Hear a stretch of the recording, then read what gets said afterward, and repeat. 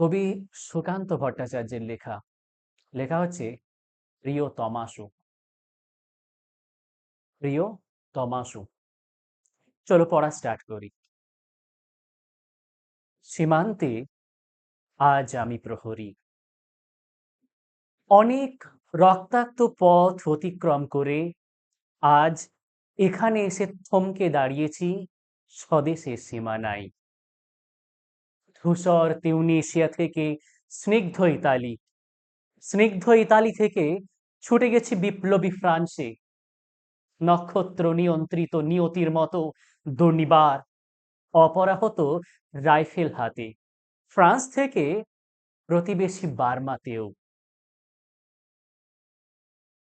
আজ দেহে আমার সৈনিকের কড়া পোশাক, হাতে এখনো দুর্জয় রাইফেল, রক্তে রক্তে তরঙ্গিত জয়ের আর শক্তির দুর্বহ দম্ভ। আজ এখন সীমান্তের প্রহরী আমি।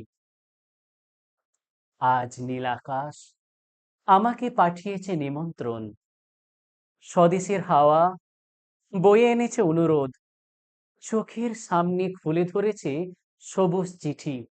কিছুতেই বুঝি না কি করে এড়াবো তাকে, কি করে এড়াবো এই সৈনিকের কড়া পোশাক।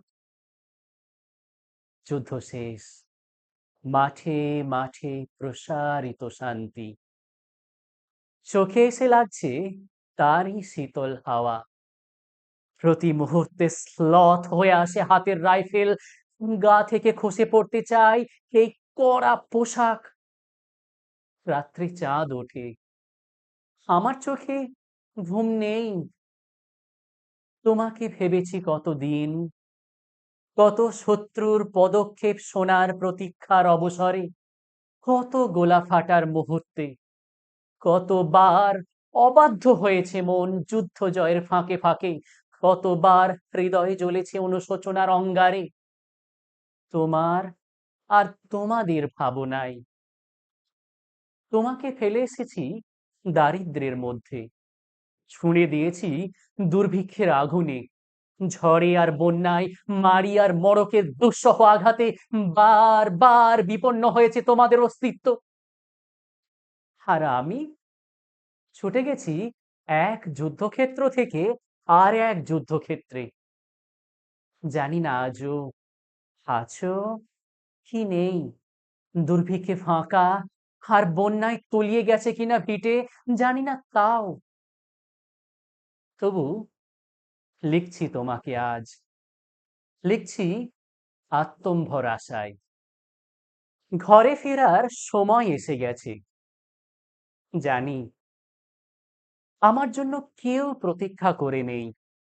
মালায় আর পতাকায়, প্রদীপে আর মঙ্গল ঘটে, জানি সম্বর্ধনা রটবে না লোকমুখে, মিলিত খুশিতে মিলবে না বীরত্বের পুরস্কার।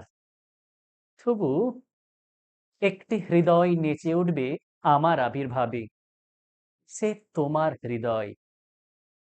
যুদ্ধ চাই না আর, যুদ্ধ তো থেমে গেছে। পদার্পণ করতে চাই না মন ইন্দোনেশিয়ায়। আর সামনে নয়, এবার পেছন ফেরার পালা। পরের জন্যে যুদ্ধ করেছি অনেক, এবার যুদ্ধ তোমার আর আমার জন্যে। প্রশ্ন করো যদি এত যুদ্ধ করে পেলাম কি, উত্তর তার তিউনিসিয়ায় পেয়েছি জয়, ইতালিতে জনগণের বন্ধুত্ব, ফ্রান্সে পেয়েছি মুক্তির মন্ত্র, আর নিষ্কণ্ঠক বার্মায় পেলাম ঘরে ফেরার তাগাদা।